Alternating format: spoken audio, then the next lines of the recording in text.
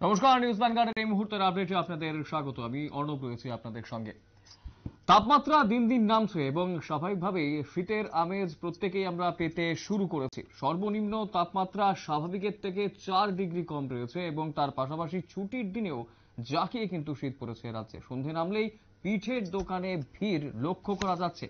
একই রকম ভাবে আমরা যদি দেখি গোটা দেশের দিকে, বিশেষ করে কাশ্মীরের কথা যদি বলি, গুলমার্গে কিন্তু ইতিমধ্যেই বরফ পড়তে শুরু করেছে। গুলমার্গ থেকে শুরু করে দার্জিলিং এর সান্দাকফু এবং সিকিম, হিমাচল প্রদেশ সর্বত্রই রয়েছে বরফের চাদরে মোড়া।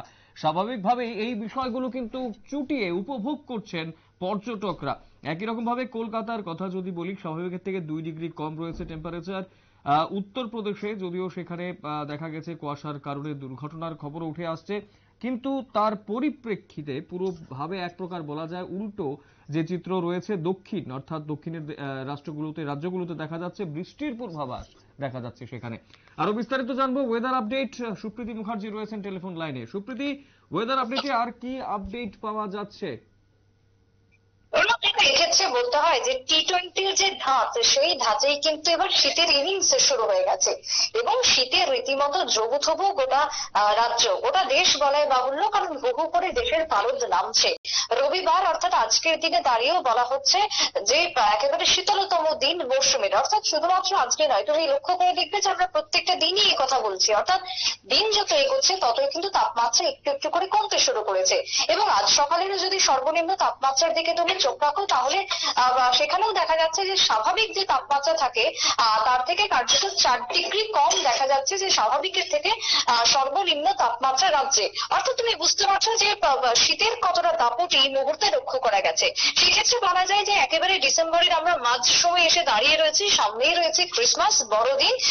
তার আগে এই যে শীতের একটা ইনিংস চলছে, শীত যে একেবারে দাপটে দেখাচ্ছে তার যে করিশ্মা, সেটা কিন্তু বলাই বাহুল্য।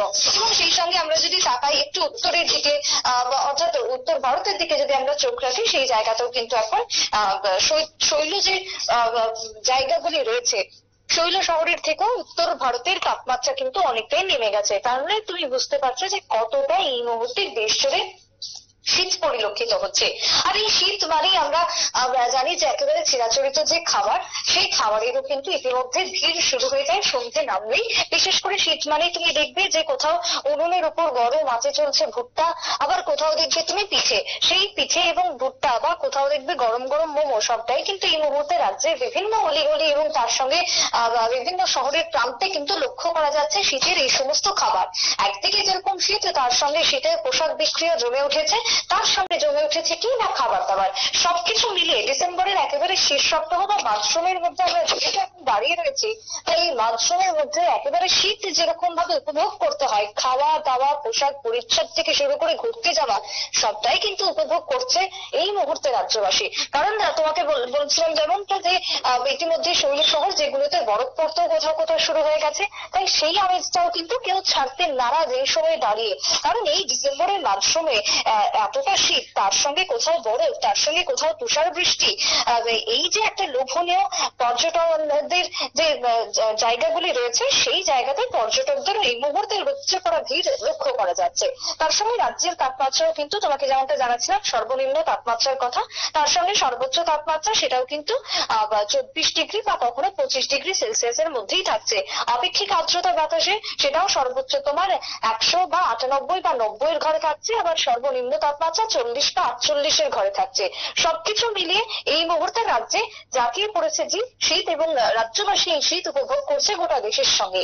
অর্ণব, একদম পিঠের ব্যাপারটা কিন্তু উঠে আসছে সুপ্রীতি এই মুহূর্তে। পিঠের দোকানে ভিড়, স্বাভাবিকভাবেই এই বিষয়টা কি বলবে? শীত মানেই তো পিঠে, আমরা প্রত্যেকেই জানি, বিশেষ করে বাঙালিদের জন্য। একদমই। এবং পিঠের দেখো একটা নির্দিষ্ট পার্বণও রয়েছে, পৌষ পার্বণ বলে আমরা জানি, কিন্তু এখন কিন্তু শুধু সেই পার্বণের জন্যই অপেক্ষা করে বসে থাকে না কেউই। তার আগেই শীত মানে আমরা জানি বিভিন্ন রকমের পিঠে, ভাপা পিঠে থেকে শুরু করে পাটিসাপটা, কোথাও আবার তোমার সেদ্ধ পিঠের একেবারে রমরমা চলছে। এবং তার সঙ্গে যদি খেজুরের টাটকা গুড় হয় তাহলে তো আর বলার কোনো জায়গা নেই। সবকিছুকে মিলিয়ে এই মুহূর্তে পিঠের যে সমস্ত ব্যবসায়ীরা, তারাও কিন্তু বেশ লাভবান, কারণ সন্ধে লাগলেই গরম গরম পিঠে খাওয়ার একটা ঝুঁকি বা প্রবণতা এই মুহূর্তে বা এই সময়ের মধ্যে লক্ষ্য করা যাচ্ছে।